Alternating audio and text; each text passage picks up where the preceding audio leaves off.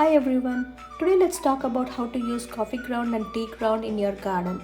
I have shared many important information and also I have shared where you can get the free coffee ground. So watch the video completely without skipping. Everyone starts off with perfect garden soil. If you are using the potting mix, the fertilizer and the soil, it says that it feeds up to 6 months, and if you are using the garden soil for raised bed, it says that it feeds up to 3 months.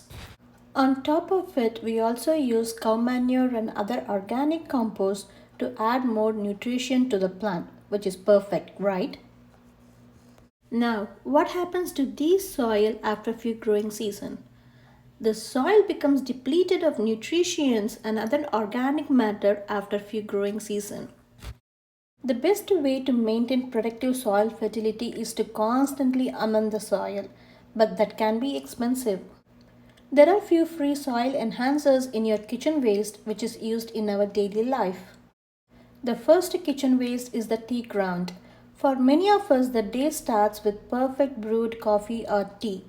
What do you do with those coffee grounds and tea grounds? The tea and the coffee grounds is an excellent organic fertilizer to the plants. It is important to keep in mind that not all the plants respond well to the tea ground or use the tea bag when used to the soil directly or in the compost. Here what I do is after you make the tea, if you have added milk and sugar, then completely rinse it off with water until you see the water is clear. This will avoid any ants or other pests in your soil. It is important to note that never add the tea ground directly to the soil. You have to rinse it off before adding it to the soil. The natural tannic acid in the tea leaves leaches into the soil, which will reduce the pH level and increases the acid level in the soil. If you have added any flavor enhancer to the tea like cardamom or ginger or lemon, remove those items from the tea ground before adding it to the soil. Due to the natural tannic acid in the tea, use the tea grounds only on the acid-loving plant. This is very important. Use it only for the acid-loving plants like roses, ferns, tomatoes, blueberries, and even pineapple and few other plants. If you are not sure, you can search the pH requirement of the plant before adding the tea ground to the soil. Today I am adding it to the hybrid tomato plant. Just sprinkle your used tea ground around the base of the plant. This tea ground contains all the three big nutrients which is N, P and K as well as some other minerals. Add the tea ground to the base of the plant and gently scratch them around the soil.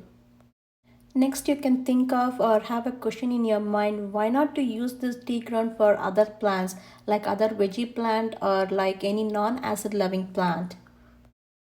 If you want to add the tea ground to your non-acid loving plant, then do not directly add it to the plant.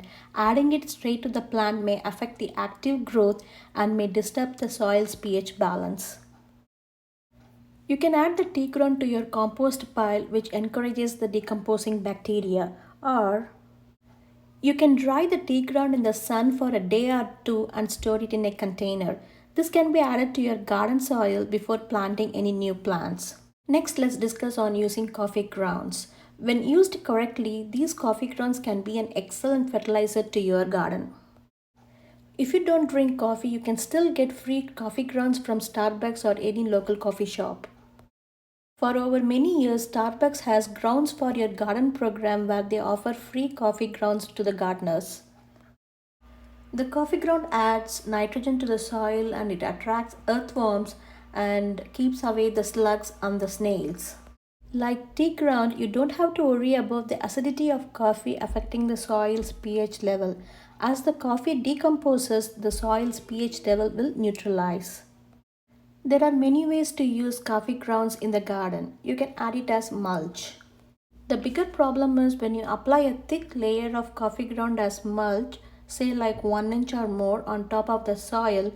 As the coffee dries, it forms a crusty shell and it does not allow the water to pass through. So use your coffee ground in small quantities and put the excess in the compost pile. There are several varieties of flowers that prefer the acidic soil created by the coffee ground. Hydrangeas is one of those, and these hydrangeas thrive when adding coffee ground to the soil. Here I am adding the coffee ground to the limelight hydrangea, and this will help their blooms sprout a vibrant blue color no matter what the original color of the flower is. Just add the coffee ground to the bottom of the plant and scratch them around the soil. If you wash your coffee grounds before adding it to the soil, it will not increase or decrease the acidity level of the soil, so it can be useful for all types of plant. Next time when you make the tea or coffee, do not throw the coffee ground or tea ground in the trash. Use these free soil enhancers from your kitchen waste and amend the soil so the plants get the nutrition to promote the healthy growth. I hope this video was helpful. If you have not subscribed, please do subscribe to the channel. Thanks for watching and see you in another interesting video. Thank you.